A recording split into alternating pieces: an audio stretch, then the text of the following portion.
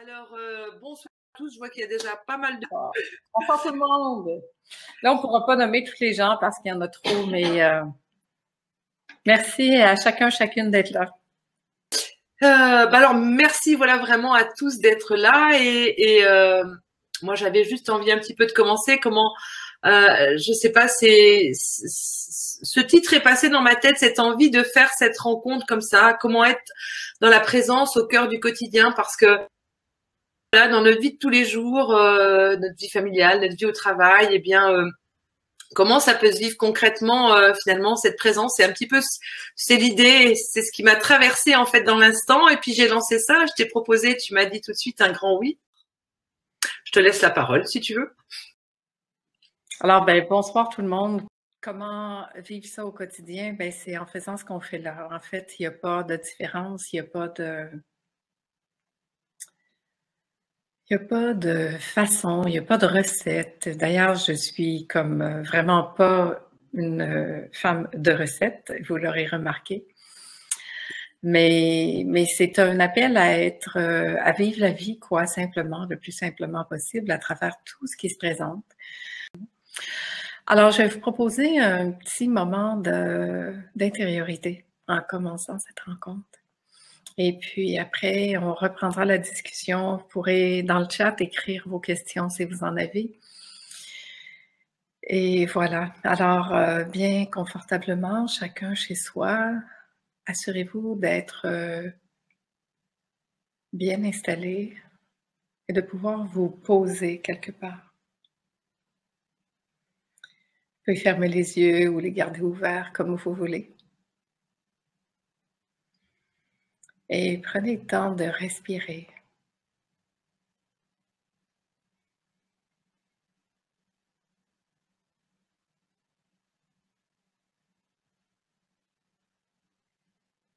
D'observer ce qui est là. Observer, ça veut dire vraiment porter le regard sur cela, mais sans aucun jugement, sans interprétation.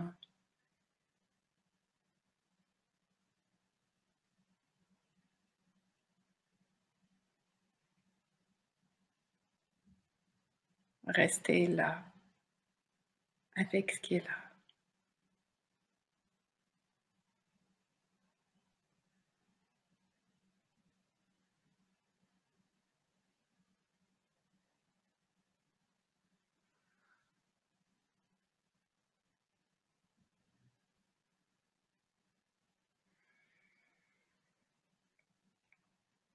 Évidemment, je vais vous proposer d'être dans cet espace sans attente.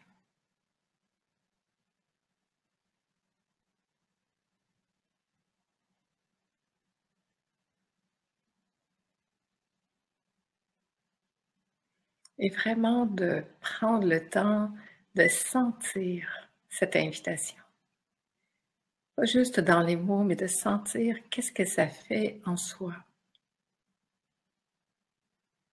D'être dans cet espace où je n'attends plus rien. Rien à attendre. Simplement être là.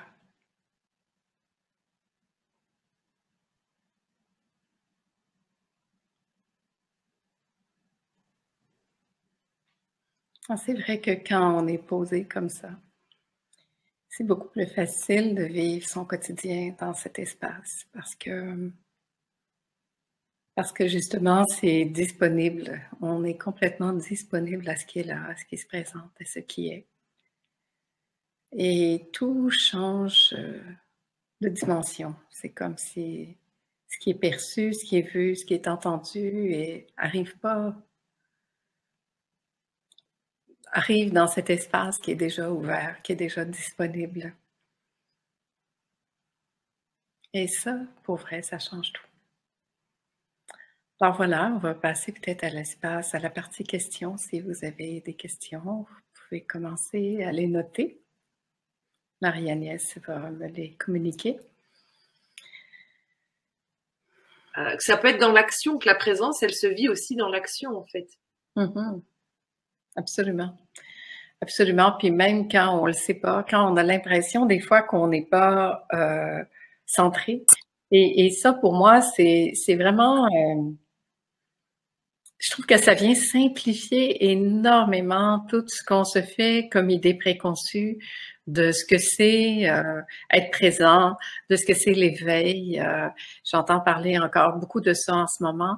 Pour moi, l'éveil, la conscience, la présence, tous ces mots qu'on peut mettre là-dessus, c'est devenu mais tellement simple.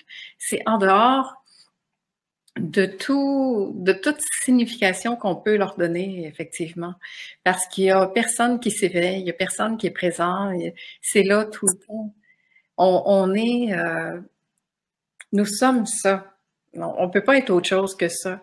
Et je vois bien, quelquefois, où je peux me raconter, me dire, aujourd'hui, il me semble que je me sens moins connectée, moins présente.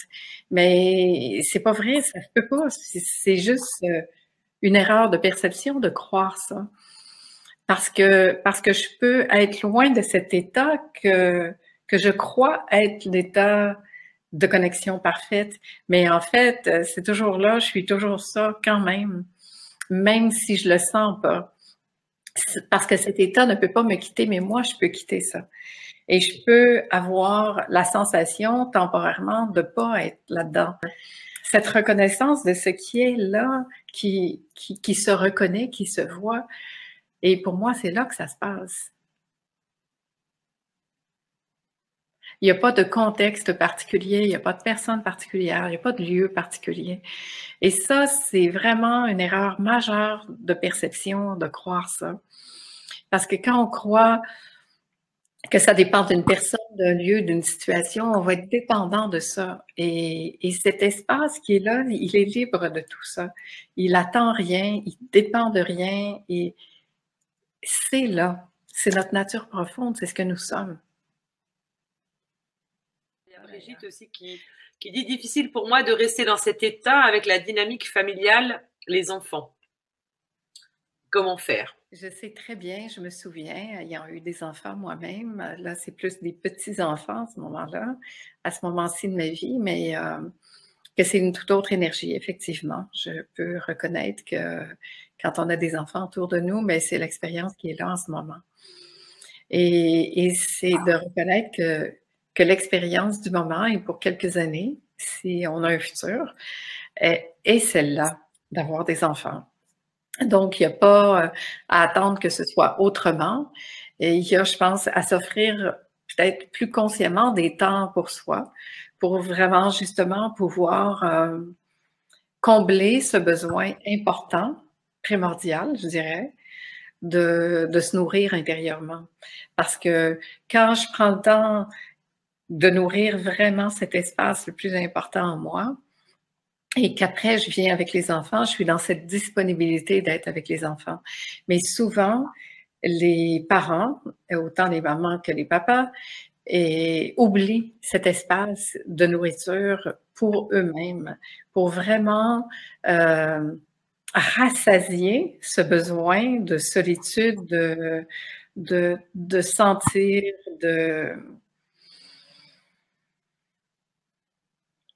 de ça, qui se nomme pas, mon fameux ça, de présence. Et quand ça c'est comblé, je peux aller vers l'autre avec toute cette disponibilité. Malheureusement, quand il y a le train-train du quotidien qui va vite, qui court, puis qu'il n'y a jamais ça qui est comblé, ça va de débordement en débordement, d'impatience en impatience et je comprends qu'à ce moment-là, c'est très, très difficile.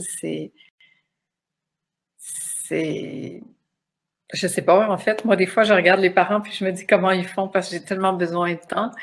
Mais pourtant, j'ai eu des enfants puis je l'ai fait. Puis je pense qu'il y a juste d'enlever l'intention que ce soit autrement parce que c'est comme ça. Et de prendre encore plus de temps pour combler ce temps-là pour soi-même. Et c'est pas vrai qu'il n'y en a pas de temps dans une journée. Ça me rappelle, je vais juste rajouter un petit truc derrière. Ça me rappelle il y a quelques années où je râlais après mon mari parce que lui, il prenait des temps pour lui parce qu'il avait des sports tu sais, avec des horaires et que moi, c'était, j'allais à la piscine ou marcher en forêt et je râlais. Et à un moment donné, il me dit, mais c'est juste toi qui prends pas le temps.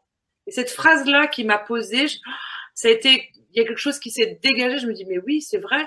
Et à partir de là, ben, j'ai compris que nul n'était irremplaçable et que effectivement, c'était vraiment primordial que je prenne ce temps pour moi. Alors Katia dit oui, d'accord avec ça, Claire. Respirer tout ce qui est là, dans tout ce qui est là. Moi, j'ai expérimenté la présence totale en gardant nos 6 petits-enfants cet été. Juste être totalement présente à leurs cris, à leurs jeux, calme. Et ma question, qui, quoi, quitte cet espace? Eh bien, grande question. C'est le personnage qui quitte cet espace parce que le personnage, il se raconte beaucoup de choses puis il se prend bien au sérieux. S'il n'y a pas ce personnage-là, ben il y a la vie qui se joue puis c'est tout. C'est aussitôt qu'il y a une identification ou un désir de performance aussi qui arrive. C'est l'idée qu'on se fait de la responsabilité qu'on a, mais en fait, on est responsable de rien de tout ça. La seule responsabilité qu'on a, s'il y en a une, c'est justement de s'enlever du chemin et de voir que ça se fait, que c'est pas moi qui fait que les choses fonctionnent ou fonctionnent pas. C'est pas moi qui fait que les gens vont réussir ou pas. C'est pas ça qui se passe. Ça se fait au-delà de nous. Et j'ai constaté à plusieurs reprises que dans le fond, quand on prend la responsabilité, quand on en arrive à croire que c'est grâce à nous que les choses se sont faites, ça fait un peu comme enrichir ou monter notre personnage puis dire oh, c'est grâce à moi que ça se fait, puis il y a une espèce de petite fierté qui arrive et c'est très agréable à sentir. Mais moi, j'aime bien dans ce temps-là me souvenir que si j'endosse cette charge de dire ouais, mais c'est grâce à moi, puis bon, il y a cette espèce de fierté, je vais aussi devoir assumer que si ça fonctionne pas, ça va peut-être aussi être à cause de moi. Puis je dis pas que c'est ça qui se passe, là. Je dis juste que dans la fausse perception, c'est comme ça que ça fonctionne. Quand je m'accorde les bénéfices d'une chose, je vais avoir le rebondissement de ça, si ça fonctionne pas aussi, de porter la non-réussite de cette chose. Et ça, c'est pas agréable. Mais en fait, ni l'un ni l'autre n'est la réalité. La réalité, c'est que les choses se font par elles-mêmes et que c'est à la limite impersonnel. Et plus je vais m'enlever du chemin, plus je vais laisser ça me traverser, plus je vais voir que finalement, bien, ça n'empêche pas d'être fière, d'être contente ou d'être joyeuse si tout ça se passe. Mais si ça se passe pas, ça touche pas ça. Ça touche pas cet espace-là, parce que cet espace-là, il est intouchable, parce qu'il y a personne qui se l'est approprié. C'est un espace libre qui est vacant. Parce qu'en fait, ce qui porte la vie, ce qui porte le personnage, ce qui porte tout, c'est l'amour. Alors, c'est la meilleure place où je peux être dans cet espace d'amour. Et plutôt que de chercher à correspondre à ceci ou cela, ou de faire n'importe quoi, comment en fait je peux arriver à mettre mon attention de plus en plus sur l'amour, sur le déploiement de mon cœur, sur ce regard à partir des yeux du cœur plutôt que n'importe quel autre regard que je pourrais avoir. Et Laura qui dit, quand on est confronté à des moments difficiles, à des décisions à prendre, sans qu'on sache quel est le bon choix à faire, comment laisser les choses se faire dans ce cas-là? Comment agir? Décider tout en laissant les choses se faire par elles-mêmes? Comment laisser la vie nous traverser? C'est une belle question, Laura. En fait, je dirais on décide rien. On pense qu'on décide, on a l'illusion qu'on décide les choses, mais on décide rien. La vie, elle se passe. Elle nous traverse. On se rend même pas compte qu'il y a des décisions qui se prennent ou qui se prennent pas, mais ça se fait. Ça peut être abstrait au niveau de la compréhension, mais quand on le vit profondément, de plus en plus, on voit bien que que chaque geste de nos journées, l'exemple que je donne souvent, c'est quand on se lève le matin, on pense pas je vais me lever, je vais mettre mon pied droit par terre, le pied gauche.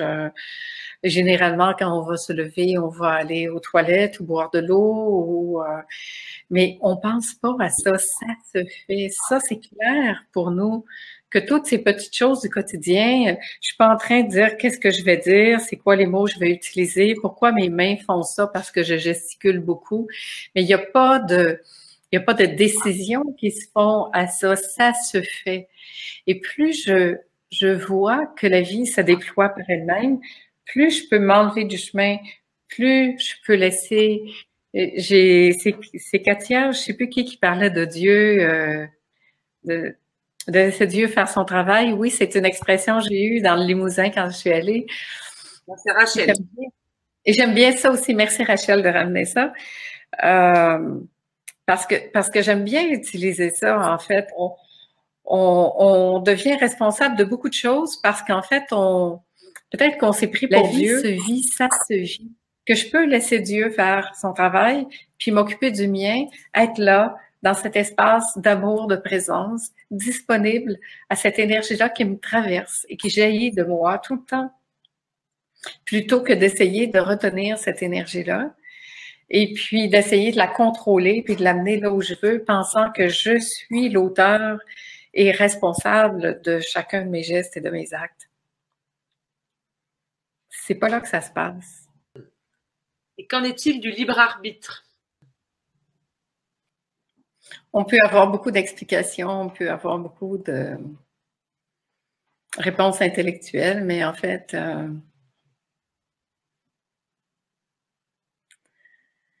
est-ce qu'il y a vraiment un libre arbitre? S'il n'y a pas de décision, si la vie se vit, si on est vécu, si on est traversé, je peux croire que c'est moi qui prends une décision, mais en fait, la décision, c'est pris. Moi, je préfère être libre que de penser que je choisis quoi que ce soit. Et par expérience, maintenant, je vois bien que je ne suis pas pour grand-chose dans rien.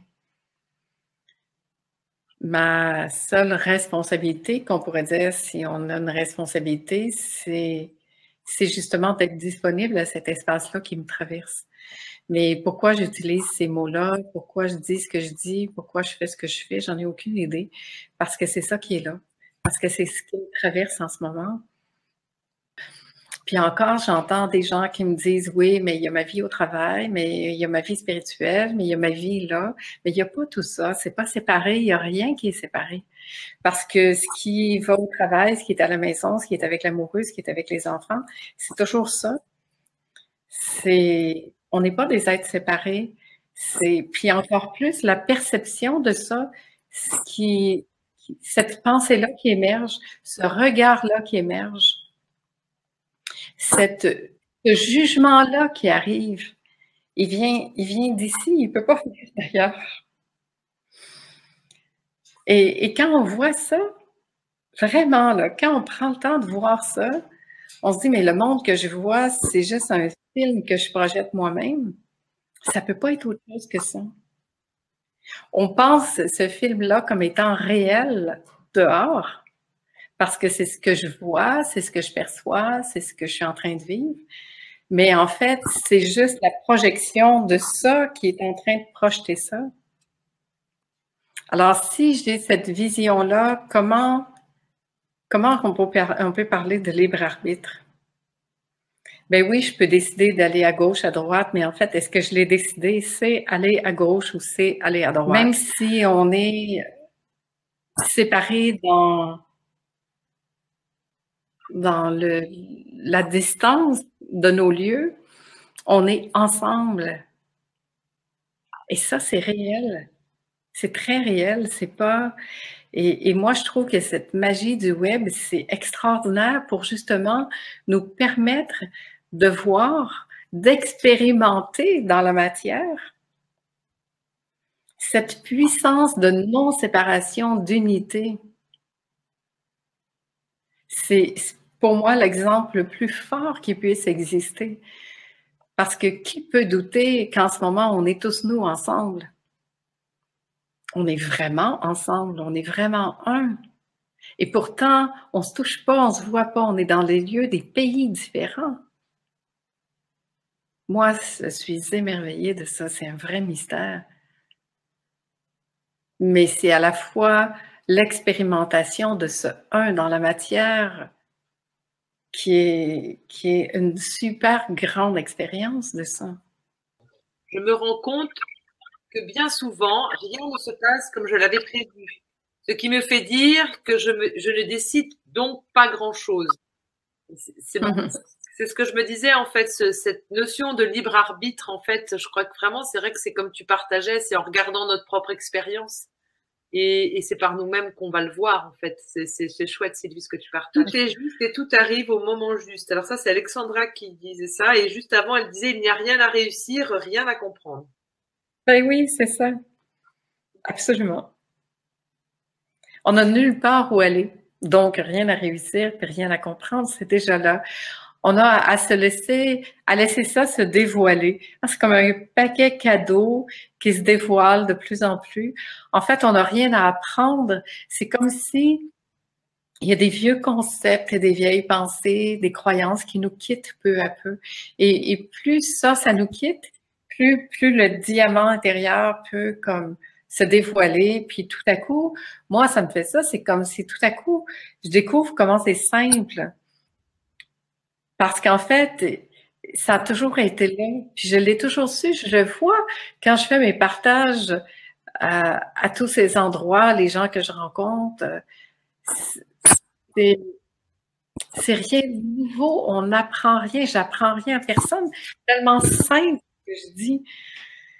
C'est comme, ça permet plutôt de rencontrer en soi ça qui sait déjà. Et c'est ça qui est beau. C'est qu'on puisse ensemble se souvenir qu'on est déjà ça avant toute autre chose. J'ai rien à quitter parce que plus ça se dévoile, plus tout ce qui est pas ça me quitte. Alors ça, c'est très important, je vais répéter. J'ai pas à rien faire pour enlever quoi que ce soit. Plus je vais reconnaître que je suis cela, plus je reconnais ça en moi, plus je reconnais la magnificence, la splendeur de l'être que je suis. Je ne parle pas du personnage, je parle de l'être que je suis qui inclut le personnage, mais qui est bien au-delà. Plus je reconnais ça, plus ce qui n'est pas cela me quitte. J'ai rien à quitter. Ça me quitte. Et ça, c'est vraiment hyper important. Parce que je rencontre encore tellement de personnes qui travaillent sur eux, qui veulent se guérir de ci, se guérir de ça, travailler sur un concept qu'ils ont. Ou, faites-le si vous voulez, c'est parfait, il n'y a aucun problème. Mais personnellement, je trouve que ce chemin de reconnaître qui nous sommes véritablement me semble plus facile. Alors, on parlait tout à l'heure d'être disponible. Alors, plus je suis disponible, plus je suis dans cet espace où ça se reconnaît, plus tout ce qui n'est pas ça me quitte. Ben, c'est juste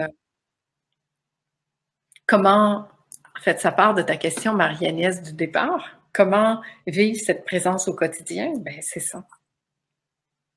Être disponible et laisser ça se produire.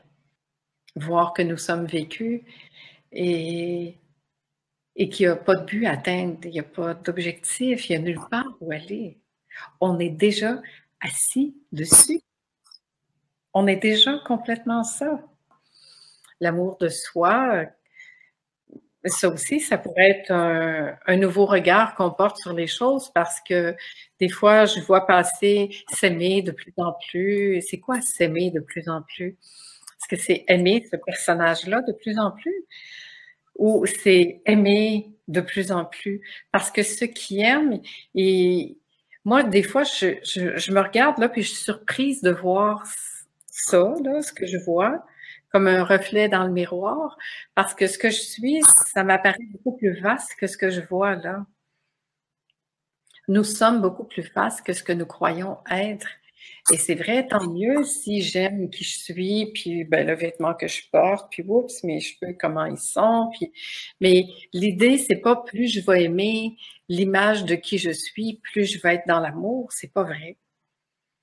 Mais plus je suis dans l'amour, plus ce personnage-là que je vois, je vais l'aimer parce qu'il va être inclus dans ce tout-là.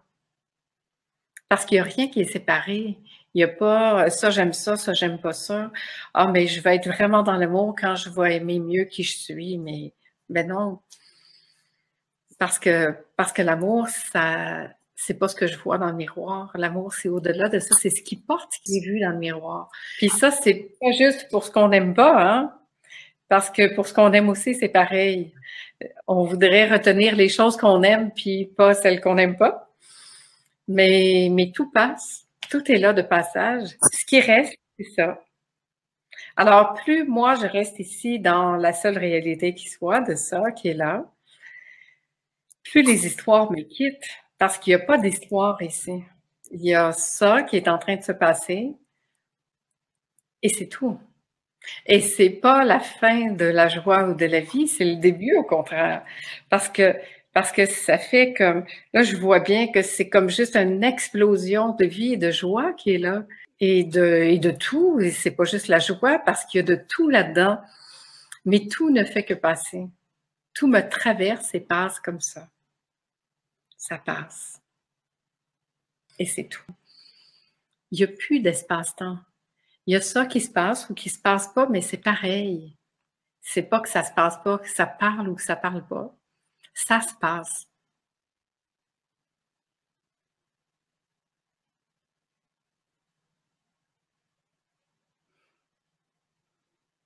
Ça se passe tellement.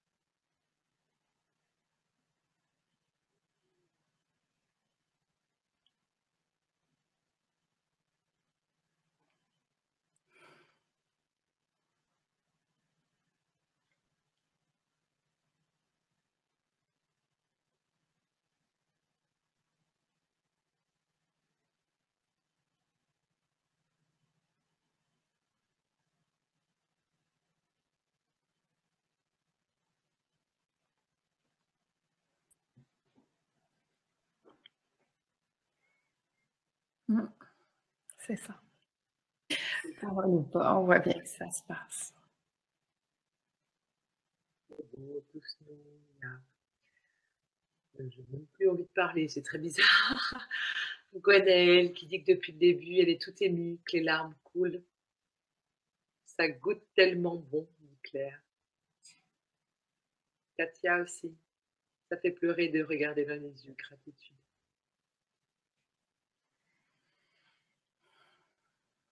L'amour, ça nous touche. La vérité nous touche. La vie nous touche. Et quand on se laisse être touché par ça, ben, c'est beau. En fait, il n'y a pas de recherche de faire disparaître quoi que ce soit. Tout disparaît. Dans cet espace de silence qu'on vient de partager, tout est là, mais plus rien n'est là. Mais tout est là. C'est à la fois l'expérience du plein, du vide, plus ça qui se manifeste. Et ça nous permet vraiment de voir cette évidence que ça se fait. On ne peut pas décider d'une chose comme ça. C'est comme ça vient ou ça vient pas. Mais quand ça vient, est-ce que je lui laisse la place pour être là ou pas? Mais il y a vraiment ça qui fait ce qu'il y a à faire. Et on voit bien que même sans les mots, sans le personnage, il y a ça qui se fait. Il y a ça qui émet sa fréquence, avec ou sans parole, parce qu'il n'y a plus rien qui est attendu. Parce qu'il y a juste ça qui est là, qui est complet. Je vais lire cette belle phrase de Katia. C'est comme une plume d'oiseau posée sur la douceur du monde.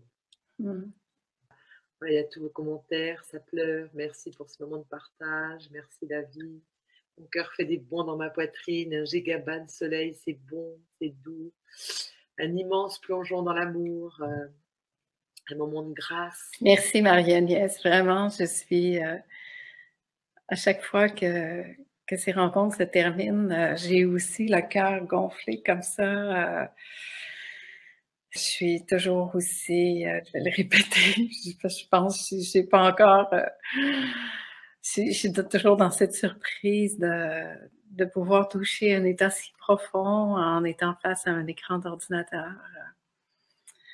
C'est tellement, j'aime tellement ces webinaires. Je trouve que c'est vraiment beau ce qui se passe. Ce que ça nous permet de toucher. C'est impressionnant quand même aujourd'hui avec cette technologie qu'on puisse rester chacun chez soi puis rester en contact les uns avec les autres. Merci. Merci à vous d'être là. Et alors, voilà, j'ai envie de rajouter, merci infiniment, moi aussi de tout cœur, de tout ce qui se passe, de tout ce que la vie met en place, de votre présence, de ta présence, de tout ce qui se vit là. C'est au-delà de toute espérance que j'aurais pu avoir. Et du coup, on va continuer la rencontre, l'art de la présence en ligne avec Ginette. Ça sera, tous les derniers jeudis de chaque mois. On a fixé ce jeudi-là. Donc, si le cœur vous en dit, joignez-vous à nous. Il y a ces rencontres-là, c'est vrai. Je voulais qu'on parle aussi de notre voyage avec Marie-Agnès. On s'en va au Maroc en mars. Que du coup, c'est s'offrir cet instant. C'est une grande première. C'est un merveilleux cadeau. Donc, c'est vrai que moi, je suis vraiment en joie d'organiser ce séjour. On a vécu ensemble pendant 7 jours dans cette présence et dans cette grande ouverture, ce grand oui à la vie. Et... Merci Marie-Agnès. Merci Zahora ici au Québec. Franchement, c'est vraiment en ce moment, je sens que je suis vraiment soutenue et ça arrive vraiment un bon moment. Merci à tout le monde qui est là. Tout ce qu'on partage ensemble, c'est tous nous. Moi, je sens qu'on est vraiment dans dans cette unité. Ça me touche le cœur profondément. J'ai juste envie de dire merci, puis voilà. À tout bientôt, où que ce soit. Merci à tous.